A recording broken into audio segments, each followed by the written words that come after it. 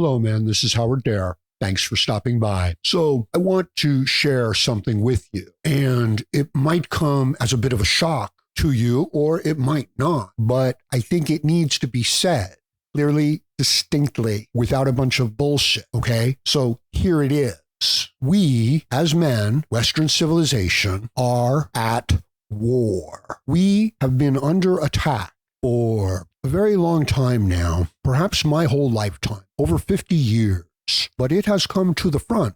In other words, this long march of socialism, anti-capitalism, has been moving through our institutions and through our culture and our society for 50 plus years. And now we see the fruit from this tree. Our American treasure, our tax dollars, are taken by our bureaucrats and doled out to thousands of government agencies and institutions. And then they dole that money out around the world to their friends, to the people from which they wish to curry favor. And rather than building our schools, our roads, our infrastructure, the new structures, the new institutions that we need to address the concerns of our age, they have put that money in their pocket, independent of any sort of oversight by the people. Consider, we are a republic, a representative democracy. We have the executive branch, we have the legislative branch, and we have the judicial branch. And the idea is, simply put, directly put, right, because I'm not particularly smart, is that the executive branch and the legislative branch are controlled by the will of the people, by the consent of the governed. That's the representative part of the whole thing. You must realize at this stage that that part of our system has been blocked. An end around has been run. And as we try to reassert our values, our priorities, language, political correctness has been used to attack the men, the decent people who want their government to actually represent the will of the people. Your news agencies are paid for indirectly through the government with our tax dollars to put out news stories that favor the group of people who are giving them the money. The reason why the Democrats are losing and screaming obscenities in public is because they don't want to lose their golden goose. That's you and me. And the price we pay is to slowly perish and to fade out of existence in great pain, suffering, and misery. That's what it means to perish. It's a long process. It is a long process of suffering. It doesn't matter what you want to call it. I mean, well, you can call it what you like, all right? You can call it cultural conflict, social justice, politics, identity politics, gender politics. You can call it whatever you like, but it is a spiritual warfare against largely men. And the reason why it's men is because men are rationally based in the physical universe. This is what we do. You know, we work, we struggle, we strive, we build, we fight. This is inherent into the nature of man. The human species would not have ever survived had we not had these qualities. But of course, these qualities, strength, independence, transparency, a respect for truth, a respect for justice, a respect for fairness, a respect for all individuals, even if they're really not quite strong enough to defend themselves. It is the principle of these things which animates us and gives us strength. Yes, there are the individual expressions of it, and we're not perfect, but it is the ideal that has been attacked.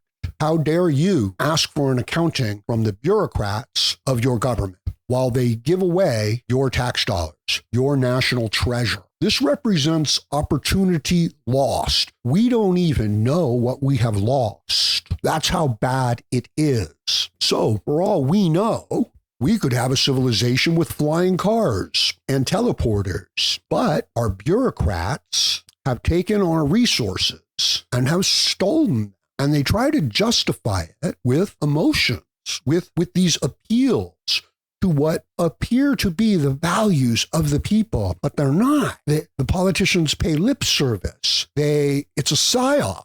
to get these people to vote for them and to say, don't look, we're trying to do what's good and what's right. No, they're not. Trying to keep their pockets laced with money and power such that they can continue to keep their pockets laced with money and power. And to do that, they have to make sure that there is nobody strong enough, smart enough, brave enough to speak out against them. And social demonstrations by deplatforming people. In other words, I don't get to make content here because somebody else thinks it's hate speech, or it isn't the pure philosophy that the group approves of. But the group is corrupt. They're sick. Indeed, we could say that they are possessed by demons. What do you call a purple-haired person who has shaved off their eyebrows and chopped off their genitals, put tattoos all over their faces, pierced their skin, and is now coming to you to tell you how to raise your children? Look at the Department of Education. Look at what has happened to that institution. It's a grooming gang. That's what it is for trans activism. They were supposed to teach the children how to read, how to write, how to understand basic science, how to develop the skills and disciplines so that they could train their minds. It had nothing to do with these sexual, cultural justice issues. But this is the long march through the institutions coming to the head. This was the communist plan and philosophy to overcome capitalism, was that they would insert their people into the institutions, their ideas into the institutions, and slowly, over the course of some generations, they would change the way the people in the free society thinks. Okay? So this is a free and open system. You're allowed to come in here and say anything you want. Freedom of speech. One group of people come in here and they say that under the freedom of speech, you're not allowed to disagree with them. You're not allowed to oppose them. And they're going to take your money and they're going to waste it and give it to their friends. They're going to steal it. And if you try to look in what they're doing, they're going to call you a racist or a homophobe or a transphobe. They're going to use language and group peer-to-peer pressure to shut you down so that their line to the money, to the power is still intact. These are the greasiest, most traitorous, weakest people you could have come across. Never trust a weak man. Never trust a stupid man. And what does that say about women? Can you trust a woman? Some women are more trustworthy than some men. No doubt about that. Honor is an individual characteristic and quality. So is courage. These things have been conditioned and punished out of us to a large degree. I'm here to say that these things are your birthright. They are the blessings from creation, but you have to use them. You have to call on them. You have to strengthen them. And then you have to use them to make an effective difference in the world. Or you could distract and entertain yourself while you slowly perish, and the world around you perishes as well. I have an obligation and a duty to speak the truth, to speak out against injustice. I am just one voice.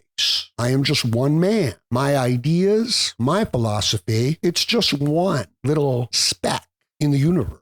But the same thing that drives my indignation, my righteous indignation about this injustice and how a free people have been treated, I believe this is in the other people as well. I do not believe that I and I alone am the one, true understander of the idea. My job is merely to articulate my particular view on it. And I would like to help the other men do as such as was done for me when I started. Unfortunately, we are ruled by bureaucrats. It's not a democracy, it's a bureaucracy. And the red tape and the political correctness and the language policing have brought us to this. I think it is time to embrace your true nature. I think it is time to stop distracting yourselves and to pay attention to the serious issue.